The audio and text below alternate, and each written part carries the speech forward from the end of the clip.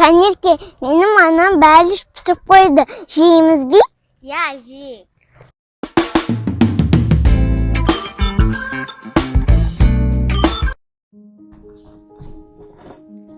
Тоқта қыздарым.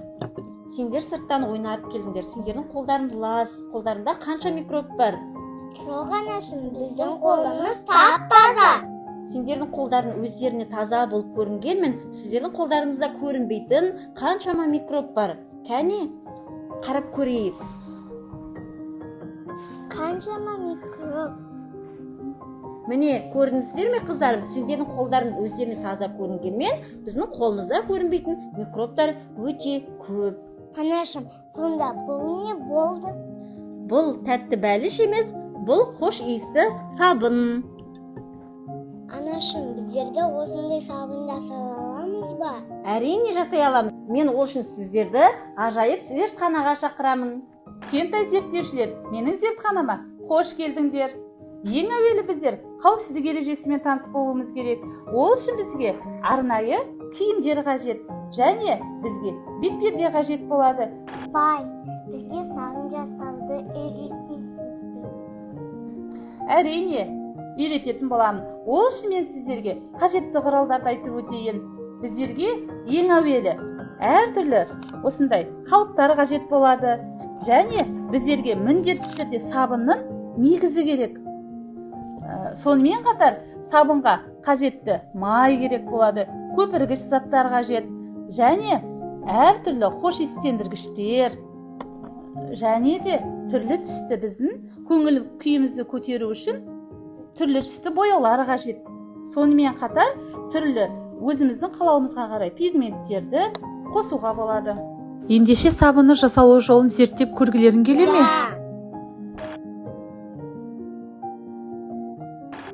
Ал кішкентай зерттеушілер, ең әуелі сабынды бастамас бұрын біздер ыстық пешке, қаңылтыр ыдысқа мынандай қатты негізімізді ерітіп алатын боламыз.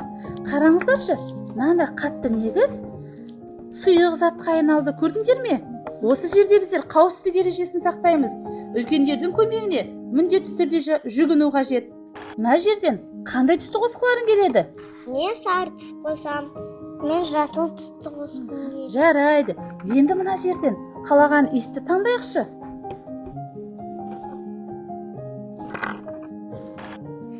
Қандай иісі күшті. Ал ендеше келіңдер, маған өздерінің қалаған иістерімізді қосайық. Апай, мен қосайын. Мұқият боламыз, иә? Ыстық ерітіндіге. Ал ең бірінші біздер еркежанның хош иісін қосайық. Еркежанын кеп қосағы.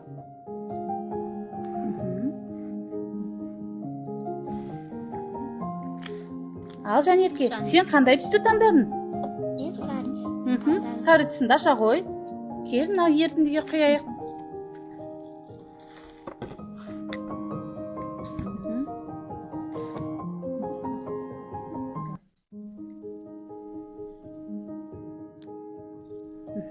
Енді қоймалсын затымызды араластырайықшы.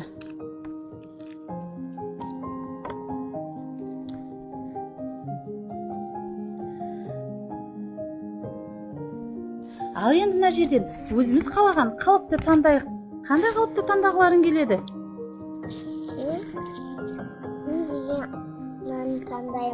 Аю таңдағың келеді да. Ал Еркежан, сен қайсысын таңдағың келеді? Мен жүректі таңдағым. Жақсы. Енді осы қалыпқа құяйық.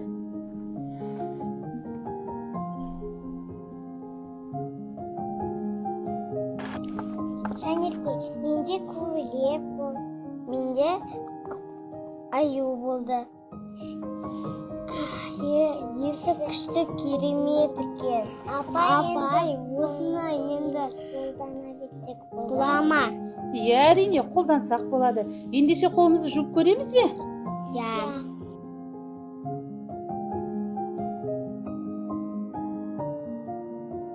Анашым, біз сабынымызбен қолымызды жуып келдік. Біздің қолымыз енді тап-таза.